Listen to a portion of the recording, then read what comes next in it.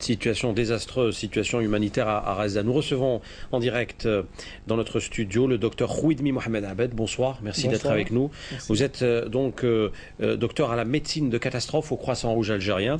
Alors, vous êtes resté à Gaza pendant 12 jours au total. Vous avez aussi bien dirigé le service des urgences à l'hôpital Shifa à Gaza. Après le cessez-le-feu, vous avez également coordonné les aides humanitaires algériennes et dirigé après les opérations de secours. Alors, racontez-nous un peu. Notamment les dernières 48 heures où personne n'a été épargné. Il faut dire que personne n'a été épargné, ni les enfants, ni les femmes, ni les secouristes, ni les... On a eu le chiffre de 12 ambulanciers blessés pendant la guerre. Exactement, et je n'oublierai jamais le dernier jour où on a reçu 9 jeunes de 22 ans de la défense civile, l'équivalent de la protection civile algérienne, qui ont été touchés. Bon, il y a un immeuble qui a été touché par un missile. Ils sont venus justement pour éteindre l'incendie et ils ont été touchés eux-mêmes par des missiles. Sur les 9 hospitalisés, malheureusement, 6 ont été amputés des membres inférieurs. Tous ceux qui ont vécu cette horreur, cette barbarie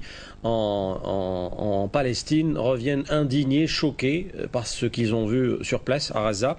Alors vous êtes le président de la commission chargée d'enquêter sur l'utilisation par Israël des armes prohibées, interdites par les conventions de Genève. De quel genre de bombes s'agit-il? On a entendu parler par exemple des bombes à phosphore blanc. Oui, effectivement, de par ma fonction en médecine de catastrophe et de par mon expérience dans les conflits armés, j'ai été sollicité, je remercie le personnel médical et administratif de l'hôpital Shifa, donc j'ai été sollicité par eux pour consulter dès les premières heures de mon arrivée certaines victimes. C'était vraiment des lésions qui étaient étranges. Moi, personnellement, je n'ai jamais vu ce genre de lésions. Donc, après cela, j'ai demandé à aller à la morgue. Et c'est vraiment étrange. Quand on ouvre une lésion, c'est une fumée blanche qui se dégage, une fumée qui a une odeur d'ail.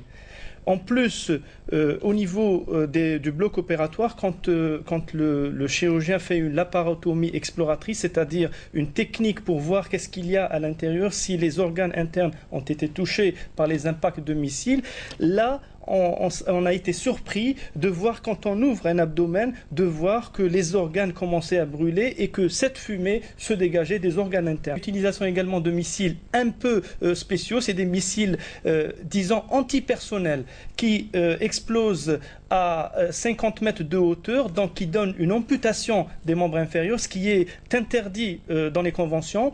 Et donc nous avons préparé ce rapport, nous avons organisé une conférence de presse, nous avons invité tous les journalistes pour leur dire effectivement Israël, l'armée israélienne est en train d'utiliser des armes non conventionnelles. Vous étiez donc sur Gaza, vous avez été énormément sollicité par les médias étrangers de tous bords et vous êtes frustré de ne pas pouvoir bien vous exprimer. La plupart des journalistes carrément vous coupez la parole. J'étais chargé de dire la vérité, mais malheureusement, enfin je dirais les chaînes étrangères en général, à chaque fois qu'on parle de violation du droit international humanitaire, on est coupé par les journalistes et c'est une autre question qui vient, mais nous revenons toujours pour dire qu'Israël, effectivement, est en train d'enfreindre le droit international humanitaire, entre autres les civils qui sont atteints par l'armée israélienne.